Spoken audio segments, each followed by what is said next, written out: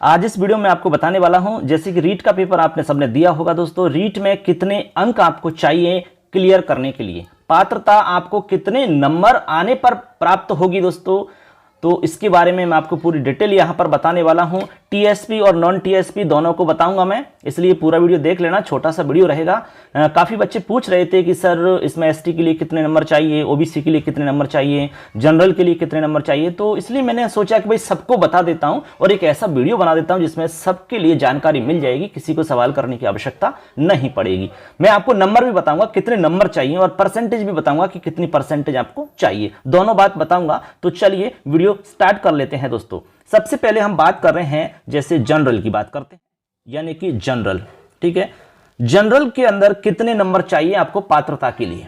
ठीक है, यहां पर मैं टीएसपी और नॉन टीएसपी दोनों को बताऊंगा। जैसे टीएसपी हो गया और इधर हमारा नॉन टीएसपी हो गया। ठीक है, नॉन टीएसपी ऐसे समझ लो आप। अब यहां पर टीएसपी की हम बात करते हैं। सबसे पहले टीएसपी के अंदर 60% अंक चाहिए। ठीक है, और नॉन टीएसपी के अंदर इसमें भी 60 चाहिए। दोस्तों यहां पर दोनों में सेम है। जनरल का कोई कैंडिडेट है, चाहे वो टीएसपी का है चाहे वो नॉन टीएसपी का है, दोनों में उसको बराबर परसेंटेज चाहिए, यानी कि 60% होने पर ही उसको पात्रता मिलेगी। ठीक है, अब नंबर की बात करें तो कितने नंबर चाहिए, तो उसको चाहिए दोस्तों 90 नंबर। कितने में से? 150 में से यदि उसके 90 नंबर आ जाते हैं तो वह रीट क्लियर माना जाएगा। चलिए दोस्तों, अब सेकंड नंबर पे मैं आपको बता रहा हूं एसटी। देखिए एसटी के बारे में मैं आपको पूरी डिटेल बताऊंगा।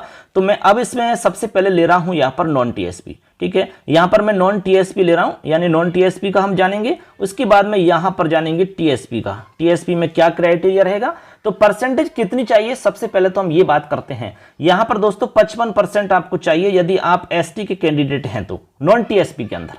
ठीक है, और टीएसपी के अंदर यदि आप आते हैं तो आपको 36% चाहिए टोटल। कितने? 36%।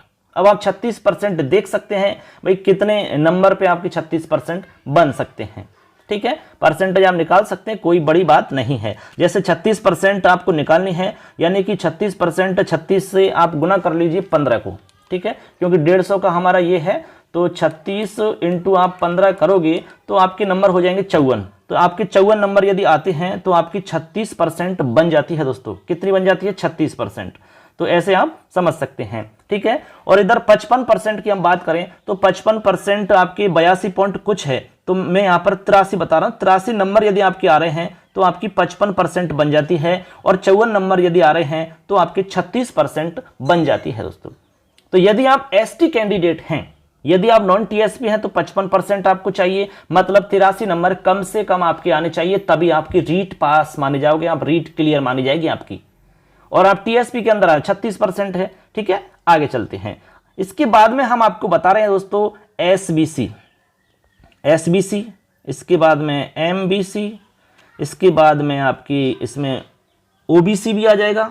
ठीक है, ओबीसी और ईडब्ल्यूएस। ठीक है, इन सबके लिए बता रहा हूं मैं एक साथ, एसबीसी, एमबीसी, ओबीसी और ईडब्ल्यूएस। यदि आप इनमें से किसी भी कैटेगरी के कैंडिडेट हैं, ठीक है, तो आपको कितने नंबर चाहिए दोस्तों, तो मैं आपको बता देता हूं। यहां पर टीएसपी और नॉन टीएसपी, ठीक है, टीएसपी एंड नॉन टीएसपी दोनों के लिए यहां पर दोस्तों बराबर मार्क्स चाहिए, यानी कि 55% चाहिए, दोनों में कोई अंतर नहीं है।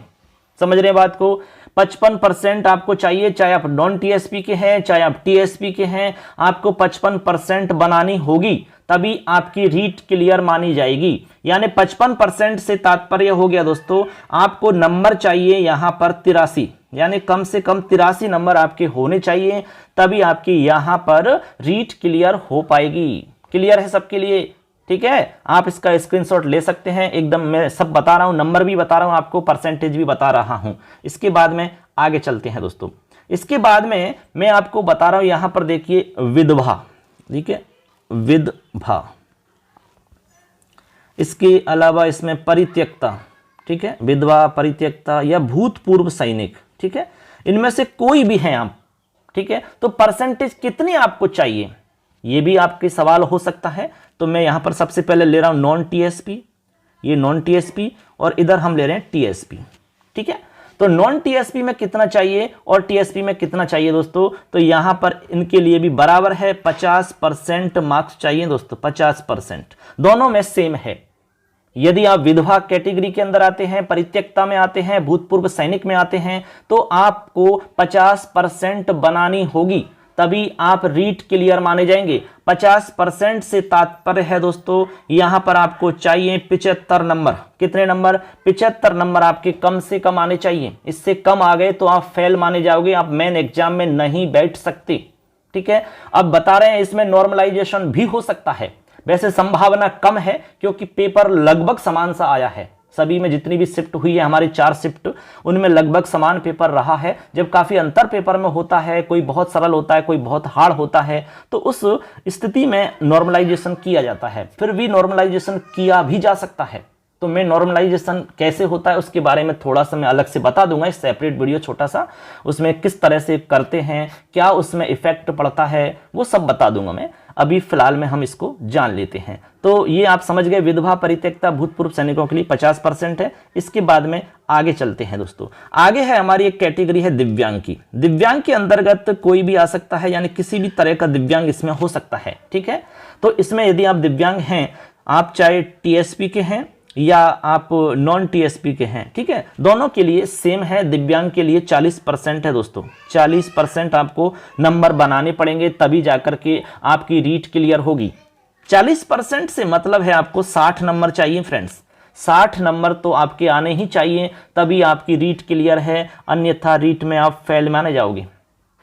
ठीक है ना। अब एक लास्ट और हम बता देते हैं, इसमें सभी का हो जाएगा। एक सहरिया क्षेत्र के लोग हैं, सहरिया जाति, ठीक है, सहरिया जाति। अब सहरिया जाति कहाँ मिलेगी भाई? सहरिया क्षेत्र में, सहरिया क्षेत्र आप जानते हैं। तो यहाँ पर सहरिया वाले जो हैं, टीएसपी नॉन टीएसपी दोनों के लिए सेम है। 36% यहाँ पर चाहिए दोस्तों, चाहे वो टीएसपी का है चाहे वो नॉन टीएसपी में आता है, दोनों में सेम है।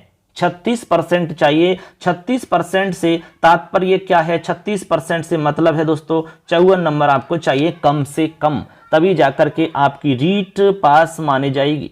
ठीक है, नहीं तो आप रीट में फेल माने जाओगी और आप मेन एग्जाम में नहीं बैठ सकोगे।